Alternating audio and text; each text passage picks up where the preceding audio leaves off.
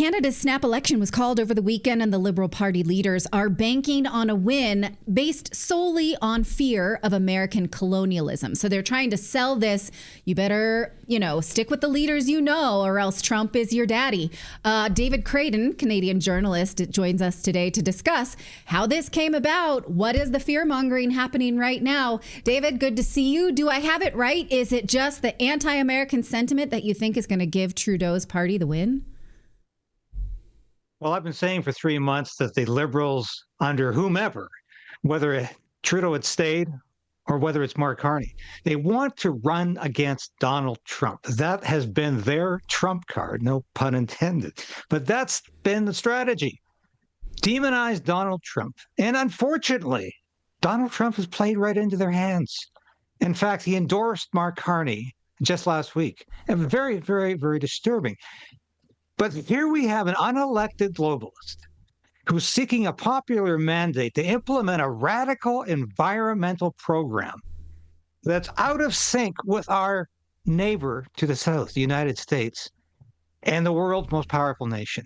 There's a element here, a huge element of delusion from Mark Carney to think he can pull this off somehow. This is a man, by the way, who has advocated that the Chinese yuan replace the US dollar as the world currency.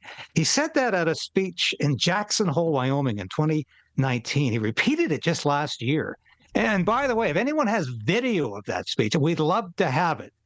And because all we have is the notes from a speech where Carney also advocates for digital currency, a World Bank controlling currencies around the world. This is a dangerous globalist who has moved to the center for this election. And of course, that's another reason he's apparently, and I say apparently, doing so well, because the latest poll I saw this morning from Angus Reid has the Liberals at 46% to the Conservatives 38%. You have to remember, just in January, the Liberals had 26% support. So somehow they have gone up 20 percentage points in the last 3 months. And apparently it's all because of Mark Carney. And I find that hard to believe because as I tell people, what do you find appealing about Mark Carney? Even if you like his policies, he has the personality of a reptile. He's a completely unengaging individual. He looks like he's never had an average day in his life. He went directly from Harvard to Oxford, into the world, and into the governor of the Bank of Canada, governor of the Bank of England. He's been a globalist his entire life. And it's funny, when he meets ordinary working people, they don't even want to look at him. They eschew his handshake.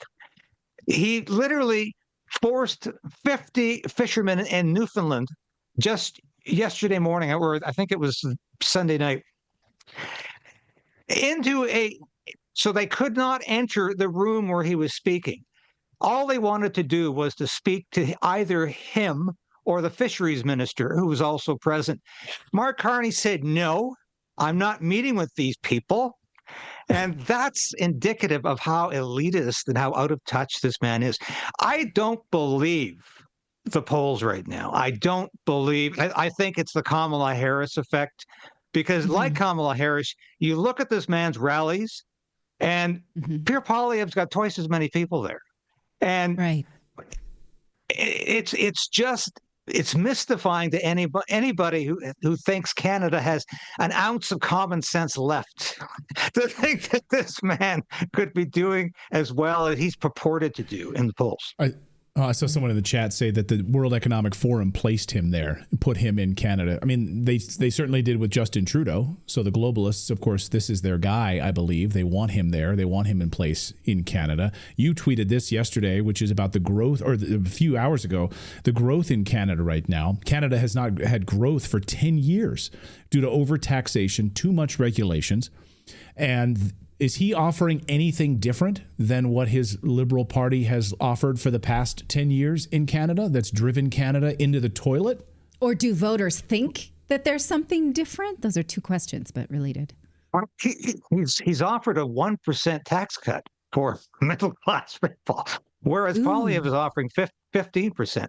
So I don't think the 1% is going over well. He's talking now that he's not really against pipelines, even though for the last 10 years, his advice to the Trudeau government, he was an insider in the Trudeau government as a chief advisor to Justin Trudeau. He wanted every pipeline stopped. He wanted fossil fuels to disappear. He wanted the Alberta energy industry to die. And he was advocating net zero. Now, he still is advocating net zero, but he'll say, oh, we can't destroy fossil fuels overnight. And I'm not really that against pipelines. But the next day, he'll reiterate the other Mark Carney, which is the Mark Carney of the Trudeau years, where he'll say, yes, we have to adhere to the net zero policies. We have to get rid of fossil fuels. And there'll be a carbon tax, but it won't be on individuals, but on corporations. And it'll actually make it into a tariff, which, of course, will drive a lot of corporations out of this country. We're looking at an economic catastrophe. We're already on the precipice of a depression in this country. Many would say we are in a recession already. Mark Carney would push us into a depression. And I recently spoke to Liz Truss, former Prime Minister of Great Britain, who knew Mark Carney very well.